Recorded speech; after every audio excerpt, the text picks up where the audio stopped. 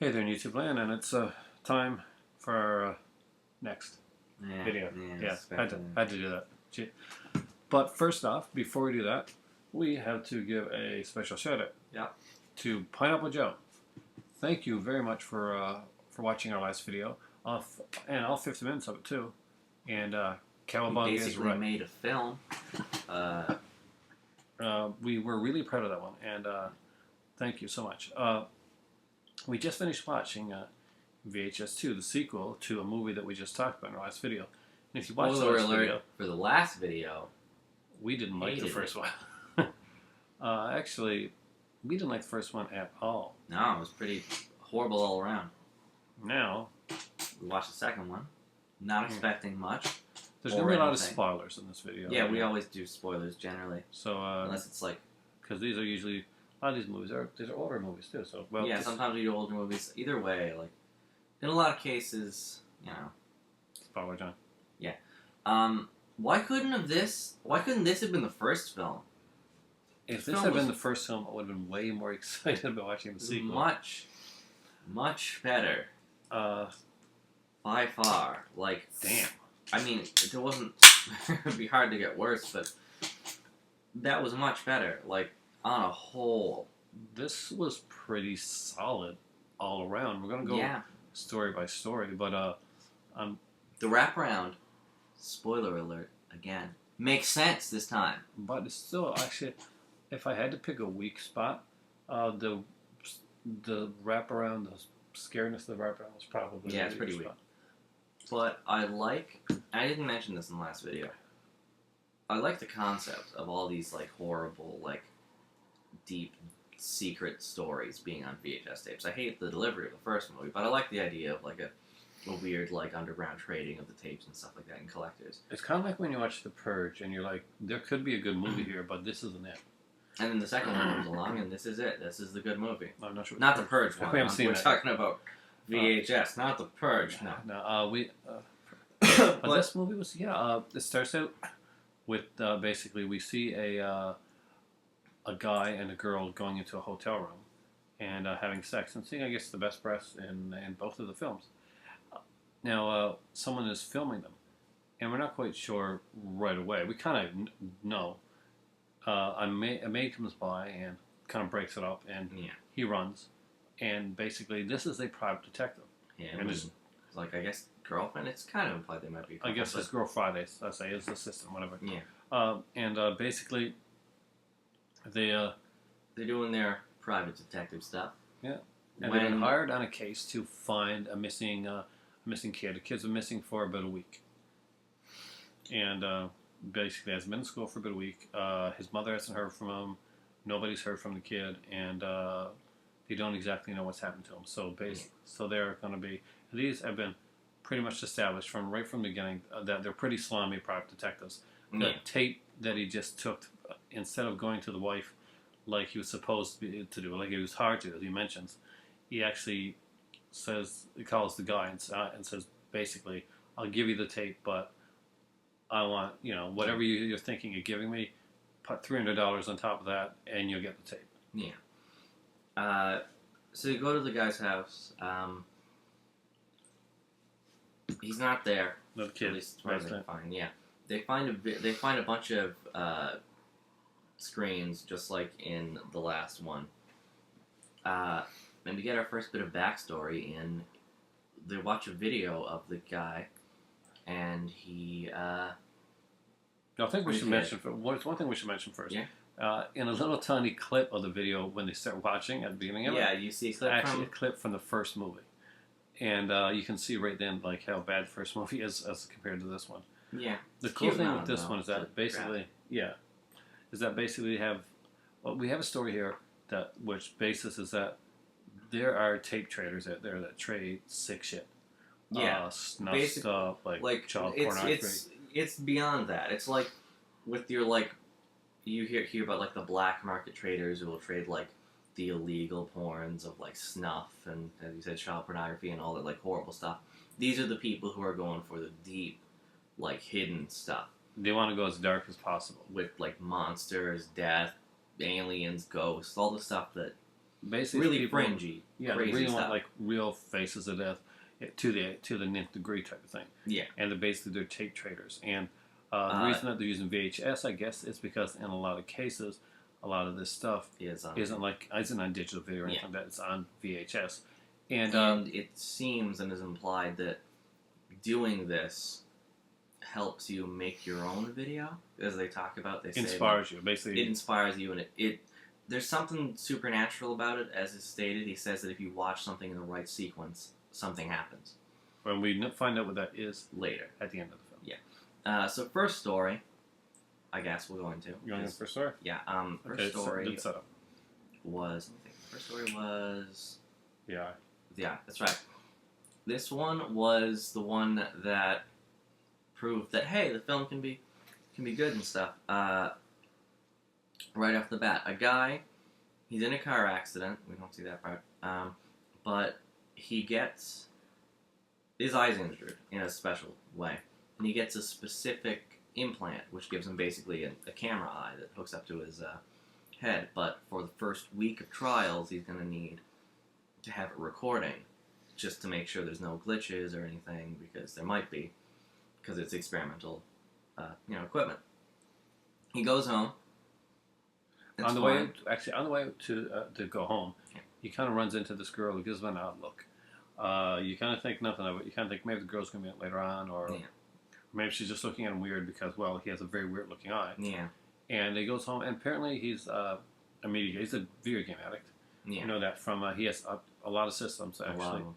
Yes, making Matthew very jealous of the systems that he had there. But he goes home.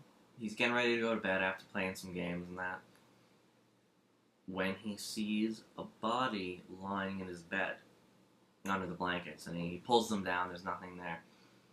Turns around, first jump scare of the film. And hey, this film has jump scares, unlike the last one, which just had like stuff's happening. Good jump scares. Good, yeah. There's a few good jump scares. So basically, he finds out he can see ghosts now through the eye because, as explained by the girl who comes back, the girl shows up. The girl from the hospital shows up at his house the next morning because basically he hides in his bathroom after seeing all these ghosts, sleeps in the bathtub. He's not going inside. He's not stupid enough to be like, oh, I guess it's gone now, and open the door right away, and then crap happens. He decides, no, I'm sick in the washroom. He stays there all night. Gets up the next morning, he doesn't hear anything. Goes outside, and just as he's going out, basically to the doctor, because he said he was gonna. He calls the doctor right away. Says he wants to get stuff taken out, or get something, get it fixed anyway. And which is really cool. There's some common sense in it. She comes to the house and she says, no, it's not going to work. And she basically explains the premise here is that she was deaf when she was young. They used implants in her ears, which helped her out perfectly. She can hear perfect. Unfortunately, now she can hear the dead. Yeah. And because of that, just the implants improve your sight, your hearing, whatever. But let you pick up on things that a lot of people can't hear. The dead people are always around you. Just you don't always see them. And some people, in rare moments of clarity, will actually be able to see the dead bodies and hear them. Getting rid of the implants won't do anything because they're still there. It can still hurt you now that you know they're there. You just might be able to see them. You just can't see it anymore or hear it. And if your eyes are opened up to it, you may be able to see it anyway. Yeah. So, basically, stupidest scene, by the way, in this entire story. I did not think this was stupid. Of course I didn't think this was stupid. The ghost of her, uncle or peers, who implied he was, a creepy, child molester, rapist type guy. She turns on loud music, drinks a bit, and then has sex with the main character for no other reason than we got to see her boobs. I thought the reason behind it is to distract him. I know. Yes, I get it. Focus him because he's not used to it's just to cluing it out. And obviously, then he wakes up later, puts a blanket over her, goes out. Pretty much, he sees another ghost. He thinks, oh, maybe it's her. Hopefully, it's not. It's the ghosts. And then, and we gotta say the ghost that we see through most of it looks like a father and a daughter. Yeah, father and a daughter, and I think the biggest mistake made here is that the girl goes up to talk to this guy and help him, thinking that he's gonna see ghosts like she's seen, but the ghosts that are in this house are obviously a lot more malicious than what she's Yeah. been in contact with. Honestly, I think the end of this one, of all the stories that aren't the wraparound story, I think this one was the weakest. I don't know. I like that. I don't know. It just like It basically said what happens after he sees the ghost, makes a little joke about send me the video of us having sex. the stories got better, but this set a precedent for like good stories to follow. Yeah, no, it was good. It's just like it was weak in the way that like after he sees the ghost after visiting her, he immediately sees her being pulled, like through Her the death house scene is incredible though. into the water. Yeah, it's a really cool death scene where you're like it's in the water and you're starting to like see the things around. I thought her death was just too quick and it didn't make sense considering how long she's been like at this and stuff and ignoring it. And then Well, that's the thing. I think she's coming into contact with something that even she can't. I guess. Can't I don't know. It was. I think it was the weakest of the stories. I No, don't I think it was took bad, out of it, though. and you know, as I was watching, I kind of thought I was thinking about. I was thinking about it more. Maybe let's play more into it, or just it's one of those stories that you can kind of try to fill in the blanks yourself. And I think they want you to do that. Is basically we've got a guy here that offhandedly at the beginning of the story says, "Oh, I was in a car accident," and that's how his eyesight. Yeah. He's kind of rich, from his place. He's not exactly the most patient guy, and he's been said at the beginning of the story that he's lucky that he's getting what he's getting. Now, at first, I thought he's lucky because he's getting it for free. Yeah. But then, when I thought about the story afterwards, and I saw the father and the daughter there, I thought, hey, maybe this guy was in a car accident. These are the victims. Yeah, that's and possible. And basically, he's getting his just desserts, and they died violently at this guy's hands. I could see that. I thought about that The for a ghosts while, kind of actually. came together type thing. When he asked her who the little girl was, I thought he was referring to a picture. I was like, oh, those are people he knew. But then I thought, oh, it's just ghosts. But yeah, no. That was my take on it. Anyway. That could make sense. I still think comparatively, especially when we get into the next story, which we should because it's 12 minutes in. Like the next story is brilliant. I'm gonna say I love. I guessed what it was gonna be instantly. Yeah, you did. Because I looked at it. Because it's a guy. It's in the morning. He's going for a spin on his bike. It's like if you've watched one of those videos where they got one camera on the helmet and like one on the thing, and they're biking down, doing some extreme biking, and you get to see a little bit of that, and then he runs into a girl. And well, first we got to say, before we go into that, we got to say, he's there.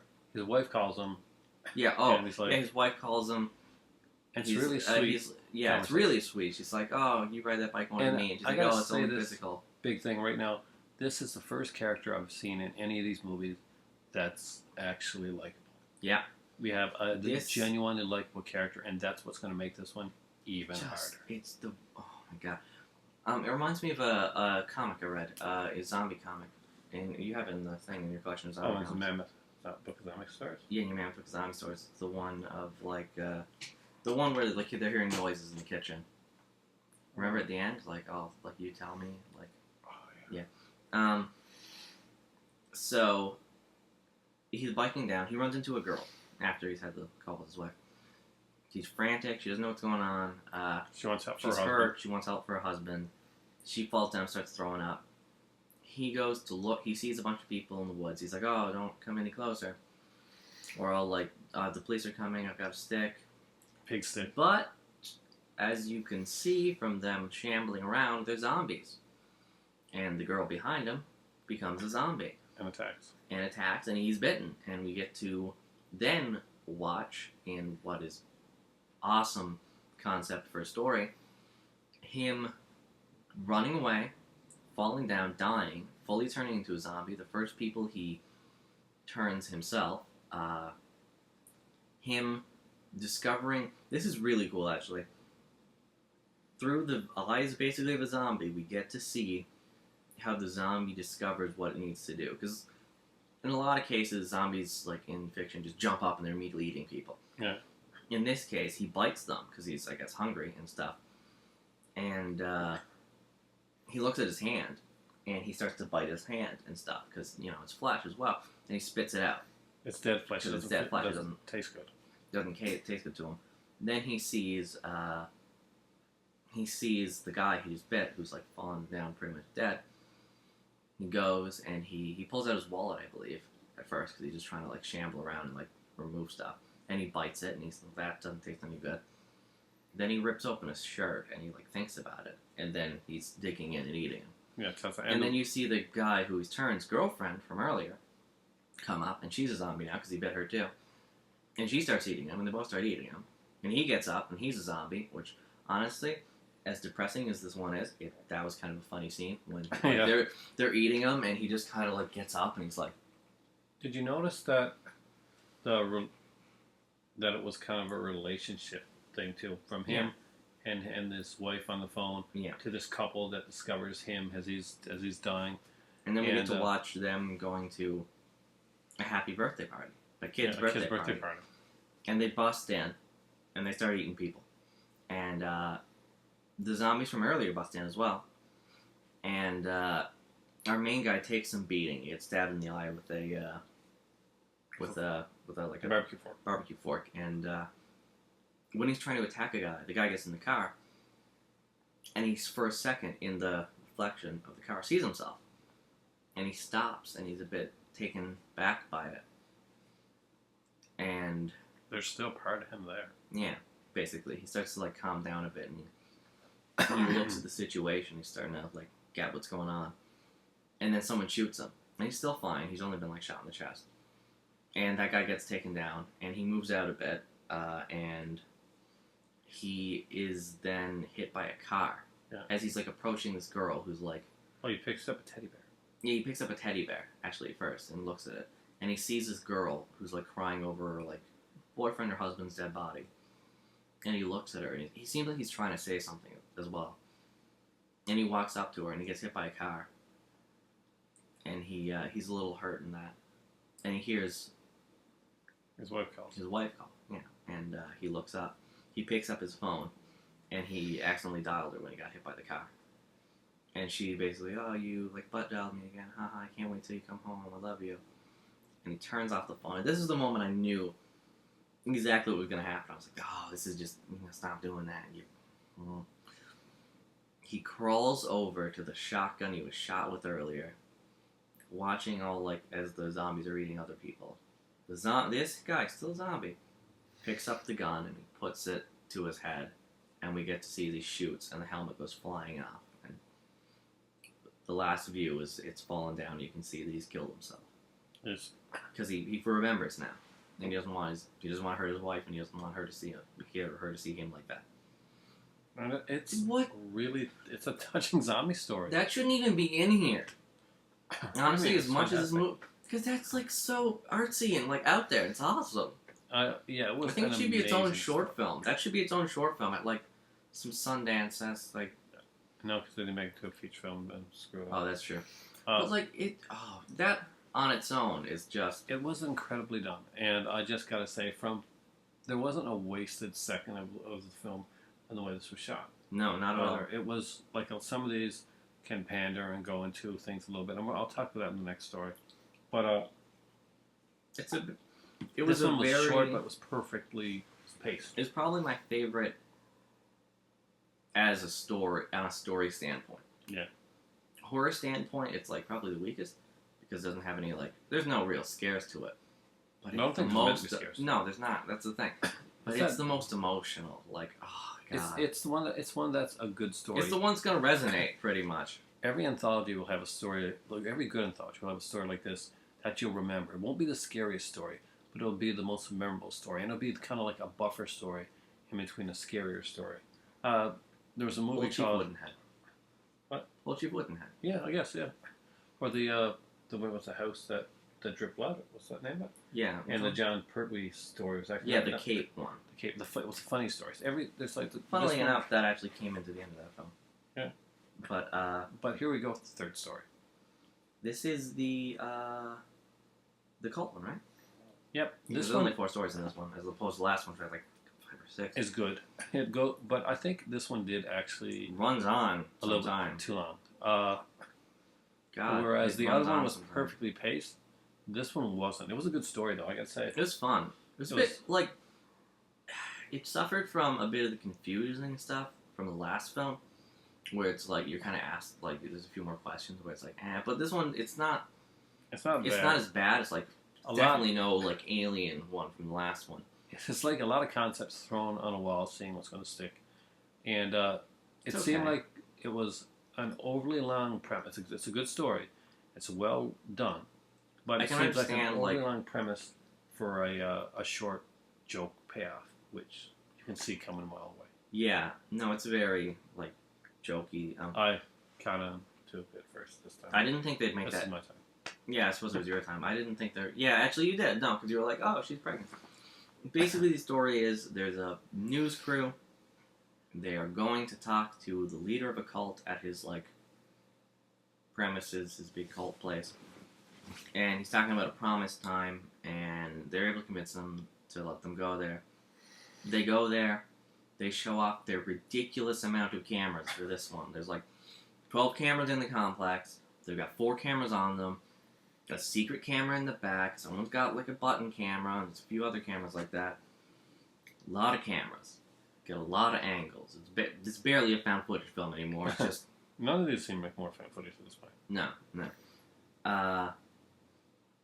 They go in. This is a hard one to describe. It's a lot of meandering. They see stuff. It's creepy. It's weird. Implied child molestation. They talk to him about some stuff.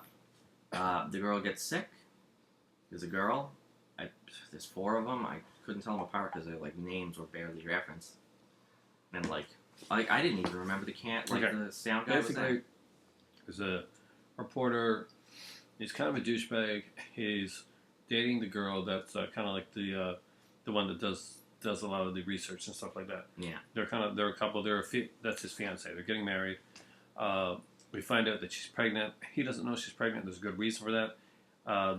One of the guys there, like the camera guy is actually having an affair with the girl and of his best friend, and that's his best friend, and the kid is his. So we kind of get, like, glimpses that this girl's pregnant. There's certain things that bring it out, and basically the cult has been waiting for this basically a second coming of the demon.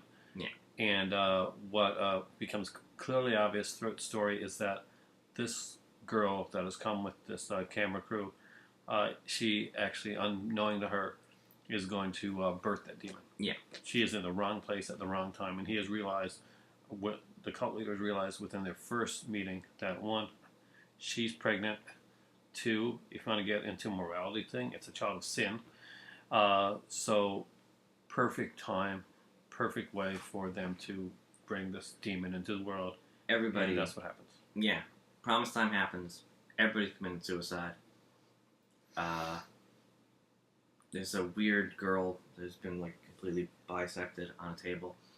Which makes us think, like, maybe this was done before. Yeah, they've tried it but it didn't work out. Yeah. And, in a weird ending, this is the part where it gets really weird. Stuff blows up. A weird thing scuttles on the roof. We never find out what that is. It's just a creep scene. It's a weird, creepy scene. The guy blows up. The cult leader blows up. Cult leader blows up. The only one remaining is the father. He comes in, he saves the girl. Well, he tries to save the girl, and then a demon bursts out of her stomach. And he runs. He hauls ass, runs out of there. All the people are coming back now, though.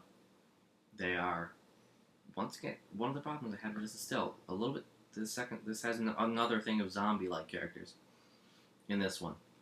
Well, you have to remember, both these stories are written by different people. That's right. Okay. But he gets through all the stuff. He sees the demon once more. He gets into his car. He drives off. The demon is able to catch up with him on the road and ram it, and he falls over. But he's okay. We see he's, like, very, very hurt. But he's okay. The demon. We see the demon finally. He drags himself out. We see this silly ass goat demon to, like, pull its head up from the top of the car with wings, and we get the only line from the goat demon. Yeah. Want to say it? Papa. And that's the whole joke. Yeah. That's it. Yeah. It's not a bad story, but it's the weakest, I guess. See, I said the other one was the weakest. I thought the other one's ending was a bit weird, but this one was, when like I thought about it more, definitely the weakest. It's interesting when you're watching it, but I think of all the stories, it's got the least rewatchability factor. Yes. Now the fourth story and the final story was damn good. Yes, it was. I was really surprised because the characters weren't that likable. And yeah, it looked like it was going to be one of the first film type ones. Yeah. Everything was like, eh. It starts out with these kids, like they're different ages, but they're kind of these bratty kids, the nerdy kids that would hang together that are different ages. Think of the Goonies, but not as nice. And they're making like their own little short, like a monster alien type film. They got the camera. Yeah, they're doing a lot of stuff. They come up with this idea to spray one of the guy's sisters with these like spray guns. They're gonna like hold their breath, swim under, and then get up and shoot them while they're on the dock. They do so, and they're like, "Oh, we're gonna get away." They go back underwater and stuff. And we get our first glimpse. Yes, thank you. At this creepy, very slender man type of creature. We don't know what's happening. And it's we're spoiling it anyway. But it's aliens. Ooh, it's aliens. But definitely like slender man, like alien, reaching out at him and stuff with these like long fingers. He doesn't notice it though, because at the same time, one of the guys jumps in the water and he's there at the same place. So he's like, "Oh, okay." They go on. There's another scene that you missed where they're discussing what they're going to do next. And you see another one of them in the, like, far back on the lawn, and it's just going like this, and I'm just like, oh god, this is good. They go up, skip to later in the night, much later. The guy's sister is now about to sleep with her boyfriend, and they burst in, and they're being stupid. Costumes on, playing music and stuff, and I'm just like, oh, okay. Alright, just get on with the creepy stuff. A huge, weird boom thing happens, but then no one notices because they're just like playing loud music. Yeah, and the kid's kind of going around like this, and it kind of goes off, and I don't know if you noticed, but you see the creature for a second. Did you? Yeah. And, I didn't see it that time. At this place, kind of near the place where the kid's at type thing, and he's kind of moving his hands, kind of the way the creature is, so you don't really... Then the next scene, they're trying to get back at him. Let's get revenge. So the kid's masturbating to a porn. Yeah. It's on TV. And they're going to basically film it. They're going to put the camera on the dog. They put the camera on the dog, which you see earlier on in the first shot. And I got to say, before we go even farther, this is so brilliantly shot and put together. It's suspenseful in a good way. It's like, I hate to make this reference, but in Halloween, when Myers would just show up, and you'd be like, that jump thing, they kind of do that, and they do that in a pretty good way. It's pretty masterfully done. I got to say, this was one that does these jump scares and does them really well. So, catch the guy masturbating, little, like everybody's like, oh no, what's happening? The boom happens again, but this time there's no not noticing it. No. Everyone notices it, looks at the door, pretty much to the side, like thing. They're there. You only see them for a second, and they're there, and they're gone. And boyfriend grabs a gun and it's bye-bye boyfriend. Yeah, goes out to see them. The camera's still on the dog. The dog kind of just points over there, and you can just see off in the corner a thing jump on him. And this is where something really brilliant happens. These kids have been bratty. The sister hasn't been exactly the nicest either. No. But the second that this peril comes upon them and they're running and stuff like that, you automatically get the feeling of a family relationship. They are automatic. All that bullshit from the beginning is out the window, and they are automatically very likable characters that care deeply for one another and wants to survive, even making sure that the dog is getting out of places. It's a really change in the characters all of a sudden, but it makes sense. At the end of the day, these characters are people that care about each other, their family, their friends. It's the family pet, and I was really impressed by that. So basically, they're all taken. two of them, an older one of the kids and the sister, are fine. They get away. But the kid, the youngest kid, her brother, is pulled into the water and he, like, almost drowns. They get the dog and the kid out. They perform CPR on him. By the way, this is cleverly lit with a strobe light. So you're seeing just the monsters in, like, flashes. So you're never seeing too much of them. They get him. They go away. They start running. They start going off one by one. The older kid goes. Then the sister's taken when they're, like, getting to a thing. And finally, after a bunch of creepy, chasey stuff, including a clever trick, actually, when they get the first kid, where they pretend the aliens make the spaceship, I guess, or something. I don't know what it was, because it gave off a light and the boom. It seemed like a police thing. You hear, like, police sirens, and they go towards it, and you see the lights, and then they suddenly turn off, and then boom, the light's there. We know this isn't going to be a good thing. We know these aliens are killing. We know these are, from the sister sequence, it looks like the aliens are literally devouring these people. I don't know, like, when the sister's taken down on the ladder, and he seems to, like, spit something up on her face, and they're, like, grabbing her down and stuff, and they're being very, like, violent with it. However, the last thing we see is the kid being taken up in the spaceship. You can see he's being pulled up. Yeah. And then the dog dies, which is sad. Yeah, we see the dog fall down because it's the ship, from the ship, basically.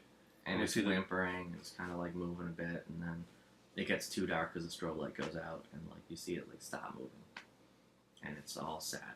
Now, to clue up this whole thing, the wraparound has been going that the girl of the investigation team has been watching videos because the guy found blood, and he was like, I'm going to check around and make sure nothing's, like, bad. She's been watching the VHSs, and with each one, she's like, first she's a little disturbed.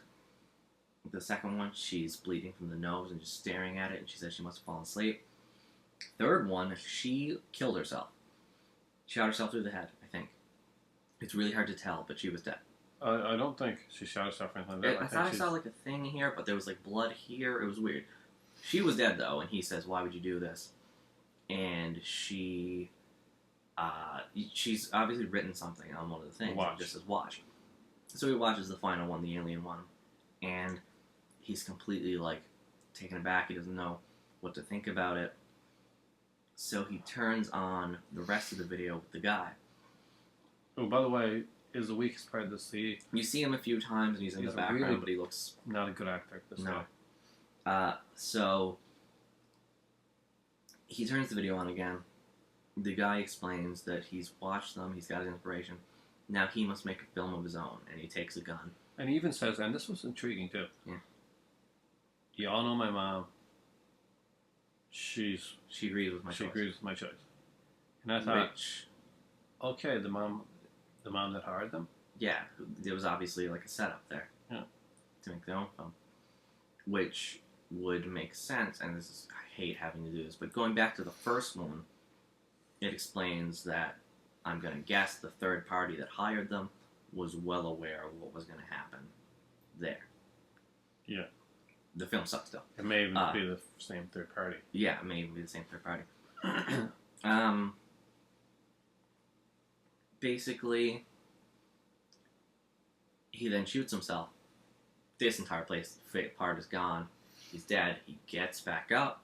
Yeah, the teenager. By the way, we're talking about the teenager. Yeah, we're talking about the teenager, the guy from who they're looking for in the first place. He goes, and then you see them come in. The makeup is extremely so. He's got all of a sudden he has this. It was the worst effects in the other than the goat monster. It was the worst effects. I could deal with the goat monster, considering the way the concept that the story was. Yeah, but this was just really silly looking. It was, which is too bad because but second is actually very creepy. He sees that just after that, I'll call him the mouth guy. The mouth guy is, because the mouth is gone, goes away, and they come in. So he did that literally a few seconds before they entered the house. Which is actually kind of like shown a little bit when he goes into the house at first. Yeah. He gets he sees like a little bit of blood. And and he can smudge it, meaning that it's fairly fresh. So he, So this movie's been set up well. yeah, suddenly, you see the girl's hand moving a bit. She gets up. She is now undead, I guess, much like the mouth guy. And she attacks him. He cracks her neck. And our private investigator, to save himself, and the private investigator starts to rush away. But the girl gets up again in this weird crawl motion with her head cracked and starts like chasing after him. It's kind of creepy, actually. It is. And the noise that he runs away. He gets into a closet. He's able wrong closet. Yeah, he's able to pull out his gun and trick her to come into the closet so that when she comes, he shoots her. Pretty well. I mean, he was pretty much anticipating she'd come and attack him. Yeah. He shoots her, so she's gone, and he's in the closet, and he looks to the side, and he hears something. And he looks through the coats, and he sees that behind the coats, sitting there, is The teenager. the teenager, the mouth guy. That's a couple. And the mouth guy like strangles him and kills him. And then he takes the camera and he points it at the body. And I was kind of looking away-ish. Did he give a thumbs up? I think he did. Kind of, yeah. It was kind of silly. It was. He was kind of like he's like a thumbs up and stuff, and he goes away. But like, overall, it was a pretty solid film. There are some silly parts in the wraparound. The cult story actually tended to be the weakest. Yeah. And but the other three stories, two in particular, the second and the last, were really good.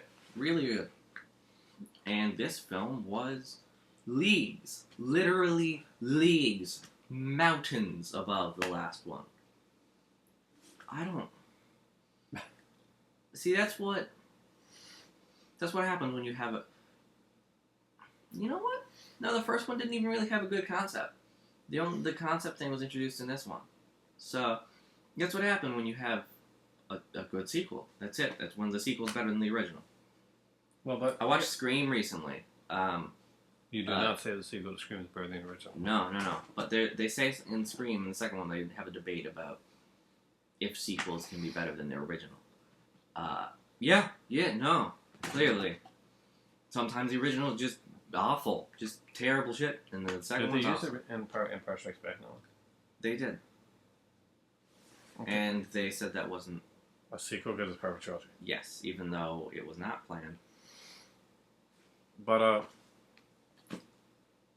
VHS 2. What's your final? It was good. It was really good. That doesn't mean I have hopes for the sequel, Viral. Just because it did good. It's done bad ones and it's done good ones.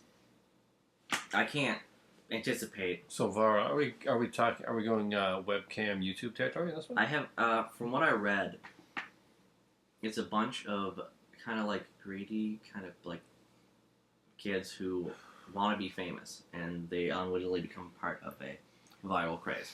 And I'm going to assume it has something to do with them watching the VHS and be like, oh, look at these. So they are going to YouTube territory. They're going into my territory here. They are. Yeah. Oh. Great. But I'm sure it'll be something like YouTube or like YouTube with the U or something. Yeah, Like something like that. but no, this one warrants the first one, if only for the fact that the crappy first one led to an extremely good sequel. Yeah. So the first one, props for making this making this the movie concept possible. This movie was good. It was well done. The zombie biker story Is probably the strongest story. Yeah. Overall, On its own merits, it's strong as a story. the alien abduction one. I honestly thought the entire alien abduction one, I want to see this as its own longer short film. Honestly, I'm good. I don't know. I think that's really cool. I'd like to see something more with the like, because they got really into it later. But I'd love to see something more with the like creepy like, it's there in the background. I'd like to see a film where we have something that's there in the background. It's a very Slender Man-esque like type of thing, but like we don't get good stuff like that a lot of the time. I think that's why this works like this, though. I mean, it can be done, but also let's not forget movies like When a Stranger Calls, which started out as a fantastic short film and went into kind of an feature-length film. But that being said, The Evil Dead was a short film that turned into a fantastic feature-length film. So it can happen. Yeah. I don't know if it, like, when I say that, I don't mean, like, full feature length, but I think, like, a longer short film, or, like, I think more can be done with those characters. Like you said last time, I think, you said something recently. With the Glitch Killer? With the Glitch Killer. You thought the Glitch Killer could do stuff? I think that they could be in more stuff. And I could see more to do with them. Overall, most of, if not all, the stories here were definitely more solid, more professionally shot. The characters were better written, and overall, we got a complete concept that went from beginning to end. Wraparound, even though it had some silly parts, was a solid wraparound. It strongly introduced the characters. We knew exactly what was going on. We had a complete, full arc that followed all the way through and this made film was sense. coherent. Surprise! Yeah. The last film was just a jumble of stuff. This film, actually, if you look really closely, it goes in a line, and it's coherent. I think this movie is what the first movie wanted to be, but wasn't. Yeah, no, that's a fair assumption right there. This film was much better use of concept, much better use of everything, much better use of, like, handy cam stuff. And I don't like handy cam stuff. I made that very, like, apparent. Good stuff. They did a great job here. I will watch the third one. I want to see if I'll see it. If I'll they definitely can watch it. improve on the second one. If you can improve on the second one, damn, good Yeah. job, guys. But it's gonna be hard. Great film. I really suggest you check it out. Oh yeah. Me, I will definitely buy VHS 2 on Blu-ray and VHS down the road. Actually, to have because I'm a completist. Did they actually come out on VHS? No, I don't. Oh no, it came out on Blu-ray. Did you say VHS? I was going to buy VHS 2 on Blu-ray. Oh, VHS okay. on Blu-ray. I just got a word mixed up. That'd be awesome if it came on VHS, honestly. I think they did actually. They did like That would be awesome. I would have that. And people would be like, what's that? And I'd be like, oh, don't you know? They did come out on VHS. I think. There we go. There you go. But anyway, great films. Another long review for us. It is. This review itself is almost as long as our, As at least as the 7 reviews we did in the last movie. So hopefully you guys are enjoying this. We're actually able to expand what we're doing, and we're trying to be able to talk more about the films and go more in depth. Yeah, usually we'd have to wrap it down to Within under like, 15 minutes. under 15 minutes. Holy, what would we have said? We just did like 40 minutes of this. What would we have said? Like, the stories are good. Yeah. This. The Go first watch one, it. really good. You gotta watch it. But, you know. First one. Second one. The first one was good. No, well, First story. first story was good. The first movie was not. The first movie was not. But VHS 2, worth a watch. Definitely worth a watch. There's some. You can skip the first one. There's some great scares in it. You don't need the benefit of the joke, like the reference to the first one. Watch them both back to back, and you know why to watch them both back to back? Because after you get through the crap of the first one, you are so going to appreciate the second one just that much more. Yeah, that's fun. And for that reason, I watch VHS and watch VHS 2. But I know right from the beginning, VHS 2 is a much better film. Oh yeah. And for me right now, it's that time again. I know it's time. It's time for tea. Pop, pop.